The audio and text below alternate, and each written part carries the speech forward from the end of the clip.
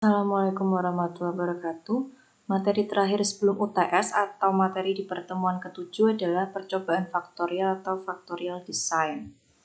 Jadi kalau di pembahasan di materi-materi sebelumnya yang kita diskusikan itu hanya pengaruh faktor tunggal atau satu faktor terhadap respon tertentu, maka jika kita ingin secara serempak mengamati pengaruh beberapa faktor dalam suatu penelitian yang sama, maka di sini disebut dengan percobaan faktorial. Jadi mempertimbangkan lebih dari satu faktor. Kalau kita kembali ke klasifikasi desain eksperimen yang pernah disampaikan di awal, maka percobaan faktorial itu letaknya di sini. Ketika kita mempertimbangkan lebih dari satu faktor di dalam eksperimen yang akan kita lakukan. Kalau kemarin yang sudah kita bahas itu kan baru RAL 1 faktor, RAK 1 faktor, dan RBSL 1 faktor. Nah, yang hari ini akan kita bahas itu adalah kasus RAL 2 faktor.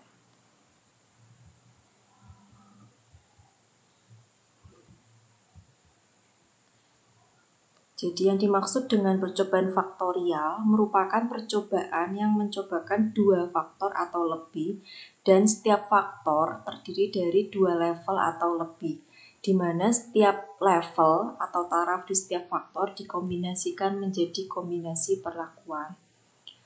Di dalam percobaan ini nanti kita ingin melihat interaksi antar faktor yang kita cobakan.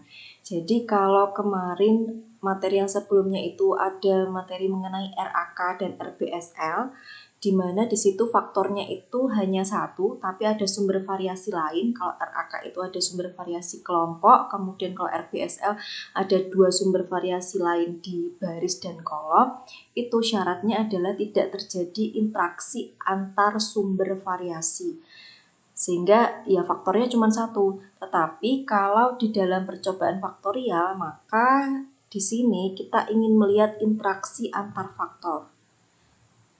Selain melihat pengaruh dari masing-masing faktor, kita juga ingin melihat interaksi antar faktor. Interaksi antar faktor terjadi jika hasil pengaruh suatu faktor berbeda pada tiap taraf faktor lainnya. Interaksi itu nanti bisa bersifat positif, bisa juga bersifat negatif. Nanti bisa kita lihat dengan cara kita plotkan hasilnya di dalam grafik. Kemudian ini adalah cara untuk menghitung jumlah kombinasi perlakuan pada percobaan faktorial atau percobaan yang menggunakan dua faktor atau lebih. Di sini ada dua ketentuannya. Jika masing-masing faktor punya level atau taraf yang berbeda.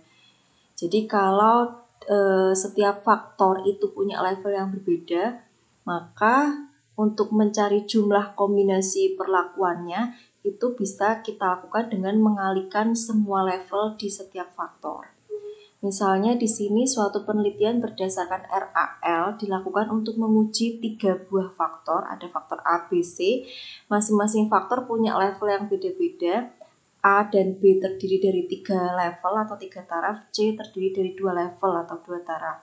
Sehingga untuk total perlakuannya itu bisa kita cari dengan cara kita kalikan setiap levelnya, 3 kali 3 kali 2, ada total 18 kombinasi perlakuan. Kemudian yang kedua, jika level dari setiap faktor sama.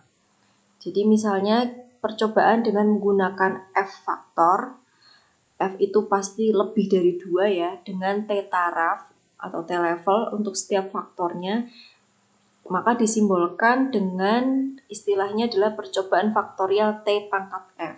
Atau T pangkat F ini juga menunjukkan jumlah kombinasi perlakuannya.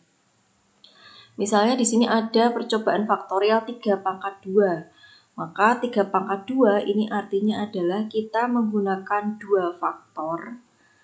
Jadi 2 ini pangkatnya itu menunjukkan jumlah faktornya. Dan level dari setiap faktornya itu terdiri dari 3 level. Sehingga kombinasi perlakuannya berjumlah 9. Jadi kalau 3 pangkat 2 ada 2 faktor, masing-masing faktor punya 3 level. Total kombinasi perlakuannya adalah 3 pangkat 2 atau 9. Dalam percobaan faktorial bisa diketahui pengaruh dua hal atau lebih secara sekaligus. Kemudian biasanya juga dinotasikan dengan simbol seperti ini untuk memudahkan. Misalnya ada faktor A, kemudian dari faktor A itu terdiri dari beberapa level. Kita tuliskannya cukup A1, A2, dan seterusnya. Faktor B kita tuliskan levelnya B1, B2, dan seterusnya. Rancangan yang digunakan dalam percobaan faktorial tergantung pada keadaan lingkungan dan tujuan percobaan, sehingga penyelesaiannya dapat dilakukan dengan menggunakan bisa RAL, bisa RAK, dan sebagainya. Nah, untuk yang di materi ini yang kita bahas, contoh soalnya itu adalah penggunaan RAL dalam percobaan faktorial, atau lebih tepatnya RAL untuk 2 faktor. Jadi memang yang paling percobaan faktorial yang paling sederhana. Tujuan percobaan faktorial di sini yang pertama adalah mengukur pengaruh variabel atau faktor ya, variabel atau faktor, kemudian menentukan variabel atau faktor mana yang paling berpengaruh.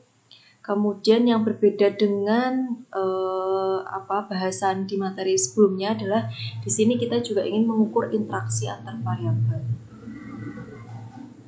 Model linier untuk RAL 2 faktor ini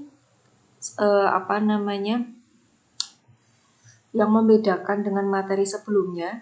Di sini selain ada pengaruh faktor A, kalau kemarin itu kan faktornya tunggal, hanya ada pengaruh satu faktor saja. Kalau di sini ada pengaruh faktor A, ada pengaruh faktor B, dan ada pengaruh interaksi faktor A dan B.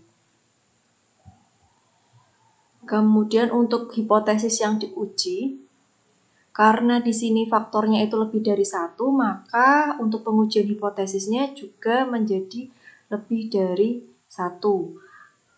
Sehingga kalau di sini ada 2 faktor A dan faktor B, maka pengujian hipotesisnya itu kita yang pertama melihat pengaruh utama faktor A, yang kedua melihat pengaruh utama faktor B, yang tiga adalah melihat pengaruh interaksi dari faktor A dan faktor B. Ini maksudnya pengaruh interaksi ya, faktor A dan faktor B.